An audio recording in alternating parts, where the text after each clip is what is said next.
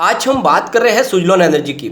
Suzlon energy के stock में आज हमें अच्छी खासी तेजी देखने को मिली और क्लोजिंग ऊपर की तरफ रही है, जो इशारा है कि आने वाले समय में सुजलॉन में फिर से तेजी आती हुई दिखाई दे सकती है। यहाँ पे बहुत सारी अपडेट है जिनको एक एक करके डिस्कस करेंगे। क्यों सुजलॉन में इस समय इन्वेस्टमेंट करना चाहिए, सुजलॉन आने वाले समय में क्या तेजी से भागते हुए आपके निवेश को कई गुना बढ़ा सकता है। तो यहाँ पे सुजलॉन एनर्जी की तरफ से एक बड़ा बयान निकल कर आया, क्या है वो बयान, उसके क्या मायने, उसको भी जानेंगे। और गवर्नमेंट की तरफ से जो डिसीजन लिया जा रहा है उसका क्या फायदा सुजलॉन को मिल सकता है। तो बहुत सारे सवाल होंगे जिनके जवाब जानने की कोशिश करेंगे इस वीडियो के माध्यम से।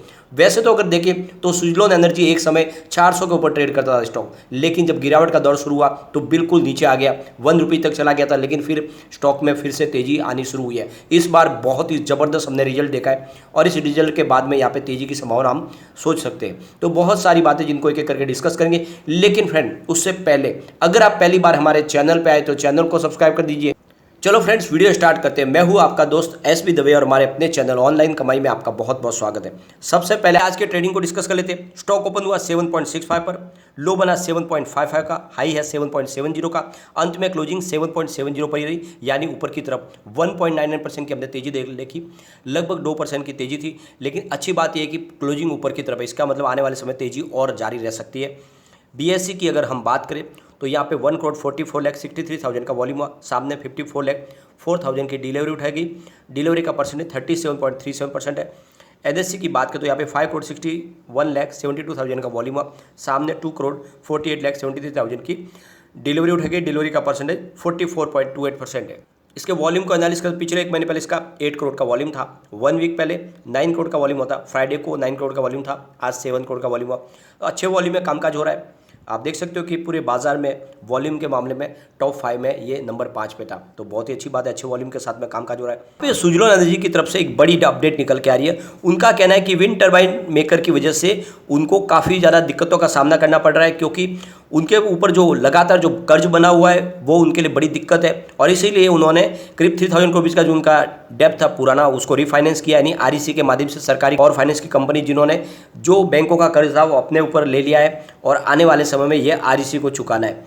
तो सबसे बड़ी बात है कि फिलहाल जो सुजलॉन एनर्जी के ऊपर कर्ज है वो 6,500 करोड़ का कर्ज है और इस कर्ज को उन्हें चुकाना है। लेकिन वो कहते हैं कि आने वाले समय में आसानी से इस कर्ज को चुका देंगे। इसके पीछे वजह यह है कि बहुत सारी ऑर्डर बुक हमारी मजबूत है, साथ में बहुत सारे ऑर्डर भी फिलहाल पाइपलाइन में है और जिस तरह से सरकार की तरफ से हेल्प मिल रही है, गवर्नमेंट की पॉलिसी हमें फेवर कर रही है, उससे लग रहा है कि आने वाले समय में हम इस कर्ज को चुका देंगे और पूरी तरह से कर्ज मुक्त हो जाएगी सुजलॉन एनर्जी। साथ में यहाँ पे आप देख सकते हो कि chief financial officer Himanshu Modi की तरफ से बड़ा बयान दिया गया। उनका कहना है कि आने वाले साल में, यानी इस फाइनेंशियल ईयर के एंड तक, हम 1,200 करोड़ रुपीज़ का राइट इशू ला सकते हैं, यानी एक राइट इशू के माध्यम से फंड रेजिंग की जा सकती है।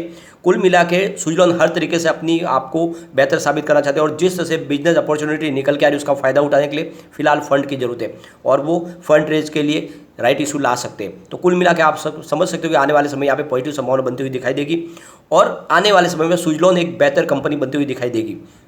यहाँ पे आप देख सकते हो कि सरकार ने भी ग्रीन ओपन एक्सेस सिस्टम लागू कर दिया है। इस ग्रीन ओपन एक्सेस सिस्टम के माध्यम से ग्रीन एनर्जी के सेक्टर की कंपनियां, चाहे सोलर पावर बनाने वाली कंपनियां या विंड एनर्जी के माध्यम से बिजली बनाने वाली कंपनियां, उनके लिए अब ये फ्रीडम मिल गया है उनको कि वो अपनी बिजली कहीं पर भी बेच सकते हैं, उनके लिए कोई बंधन नहीं है। पहले यहाँ पे प्रॉब्लम थी कि इसके लिए जो लिमिट रखी गई थी वो 1 मेगावाट की रखी गई थी, यानी जो 1 मेगावाट का इस्तेमाल करेगा उसी को ग्रीन ओपन एक्सेस सिस्टम का फ़ायदा मिलेगा। तो उस वजह से जो छोटे कारोबारी है वो उसको फ़ायदा नहीं ले पा रहे थे और ये सरकार ने इस मजबूरी को समझा और इसलिए इसकी जो लिमिट है उसको 100 किलोवाट कर दिया गया है। यानी अब छोटे से जो कारखाने हैं, वो चाहे छोटे से घर से बिजनेस करने वाली कोई कंपनी हो या कोई गृह उद्योग हो, वो भी अब इस ग्रीन ओपन एक्सेस सिस्टम का फ़ायदा उठा पाएंगे, क्योंकि इसकी बिजली की खपत को नीचे लाया गया है। तो आने वाले समय में इसका फ़ायदा मिलने वाला है और सीधा फ़ायदा इसका ग्रीन एनर्जी सेक्टर की कंपनियों को भी मिलेगा, उनका बिजनेस बढ़ेगा, क्योंकि सरकार भी चाहती है कि ज़्यादा से ज़्यादा लोग ग्रीन एनर्जी का इस्तेमाल करें और उल्टा उसके लिए सरकार उनको ग्रीन एनर्जी का सर्टिफिकेट भी दे रहे। तो ग्रीन सर्टिफिकेट की वजह से आने वाले समय उनको बहुत सारी सब्सिडीज भी मिलने वाली है, लोग जो इस्तेमाल करेंगे ग्रीन एनर्जी का, तो इसका फ़ायदा मिलने वाला है सुजलॉन को भी। सुजलॉन ग्रीन एनर्जी के सेक्टर में इंडिया की सबसे बड़ी कंपनी है।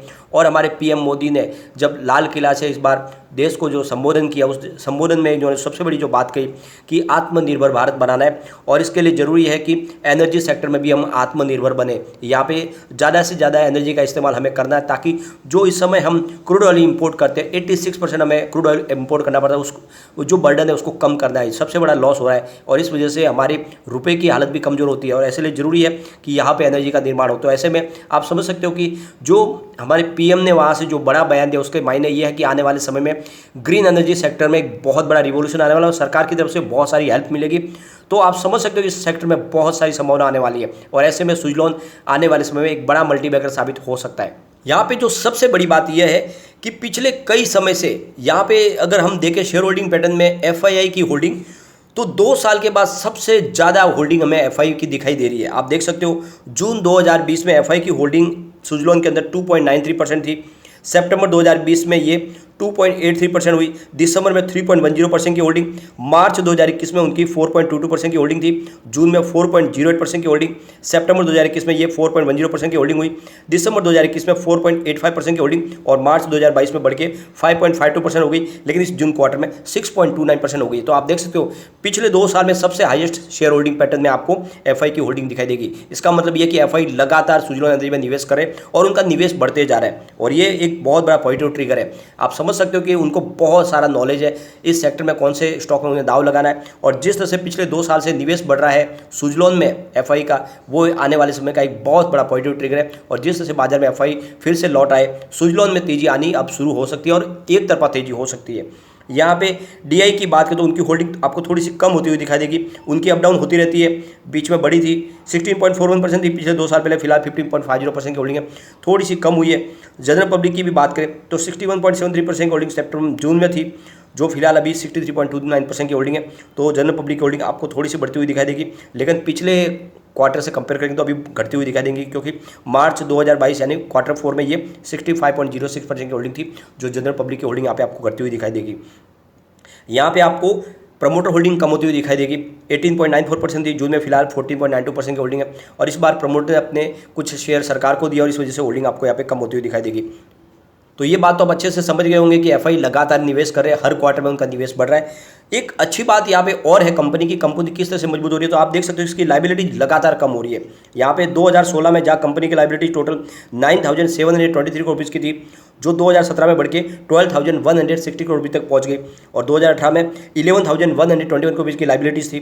2019 में लाइबिलिटीज़ घट के 8,871 करोड़ रुपये तक आ गई और 2020 की बात करें तो इनकी लाइबिलिटी 6,530 करोड़ रुपये की थी।